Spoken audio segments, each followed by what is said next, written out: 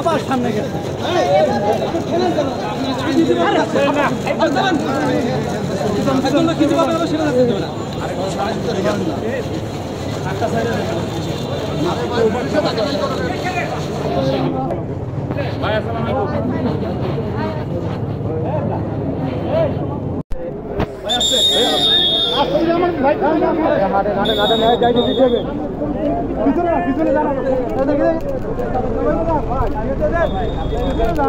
আরে পিছনে গাড়ি আস্তে আস্তে পিছন আস্তে আস্তে পিছন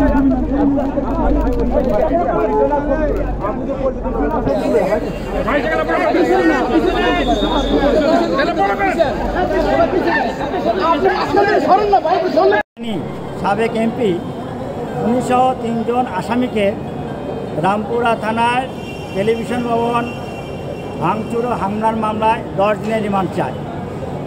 আমরা বিজ্ঞ আদালতকে বলেছি যে ওনাদেরকে গ্রেপ্তার করা হয়েছে 48 ঘন্টা আগে প্রায়, অথচ আজকে আইনের বিধান থাকা সত্ত্বেও 48 ঘন্টা পরে অর্থাৎ 24 ঘন্টার ভিতরে যেখানে উপস্থাপন করার কথা সেখানে সেটা করা হয় নাই।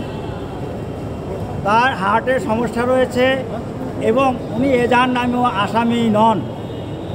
এই মামলায় কোনো সাক্ষী এমনকি কোনো উপাদানও নাই, কোনো টিভি ফুটেজ নাই, কোনো স্থিরচিত্র নাই।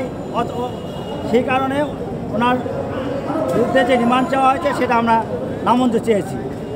একই সাথে বলেছি যে বর্তমান সরকার প্রধান তিনি বিভিন্ন জায়গায় যারা আহত হয়েছে অথবা তাদের চিকিৎসা ভার নিচ্ছেন বলে টেলিভিশনে দেখেছি এবং চাকরির কথাও বলেছে।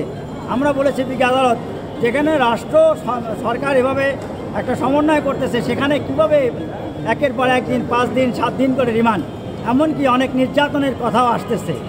বিজ্ঞ আদালত আমাদের কথা শুনেছেন, দুর্ভাগ্য হলো সত্য যে এই অসুস্থ মানুষটাকে 7 দিনের এই 3 জনকে 7 দিনের রিমান্ড দিয়েছেন। আমরা অত্যন্ত দুঃখিত যে একটি দেশে এজাহারের নাম নাই, কোনো সাক্ষী কিছু বলে নাই, তার বিরুদ্ধে এই 48 ঘন্টায় কোনো কিছু উদ্ধার করতে পারে নাই। তার ফরওয়ার্ডিংয়ে তার এই আসামিদের বিরুদ্ধে একটা শব্দ নাই যে এইটা পেয়েছি, কিন্তু অত্যন্ত অন্যায়ভাবে বিচার মানে ন্যায় বিচারের আদেশ বহির্ভূতভাবে সংবিধান এবং ফৌজদারি কার্যবিধি উচ্চ আদালত আদেশ সব কিছু লঙ্ঘন করে বিজ্ঞ আদালত আজকে যে আদেশ দিয়েছে তাতে আসামি প্রচণ্ডভাবে ক্ষতিগ্রস্ত হয়েছে। এই ক্ষতিগ্রস্ত তা যদি এভাবে চলতে থাকে দেশের আইনের ব্যবস্থার প্রতি, দেশের আইনের প্রতি, দেশের আইনের ন্যায় বিচার প্রতি এবং সরকারের যে ন্যায় বিচার অথবা আইনের কথা বলেন তাদের প্রতিও আস্থার আরও ঘাটতি হবে বলে আমি মনে করি। 3 জন কাকে কাকে দিয়েছিলেন মানে অ্যানিভাই আর সাথে কে ছিলেন? সাথে অন্য বিএনপির আর 2 জন। মামলা অভিযোগ হচ্ছে ওই টিভি ভবনের বিভিন্ন কিছু ভাঙচুর।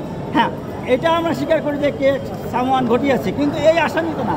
একটা বড় দুর্ঘটনা ঘটতেই পারে, সারা পৃথিবীতেই বড় বড় ঘটনা ঘটে, কিন্তু উদুরপিণ্ডি বুদর ঘরে চাপানের সুযোগ নেই। যারা প্রকৃত অপরাধী তাদেরকেই ধরা উচিত, যারা ওই ঘটনার সাথে জড়িত না তাদেরকে অহেতুক হয়রানি করার জন্য, শুধু বিএনপি করার জন্যই যে তাদেরকে এইভাবে রিমান্ডে দেওয়া হবে তা কোনোদিনই নীতি কারণে নাই। এবং একজন নাগরিক হিসেবে, বাংলাদেশের নাগরিক হিসেবে তারা যে আইনের যে অধিকার, all citizen are equal before law and entitled to equal protection of law, তারা সেই প্রোটেকশন পেতে পান নাই এবং রাষ্ট্র সেই প্রোটেকশন দিতে ব্যর্থ হয়েছে। আপনি যাটাকে এবং তিনি স্বাভাবিকভাবে হাঁটাচলা করতে পারেন না, নিয়মিত ওষুধ খেতে হয়, তাকে জামিন দেওয়ার কথা।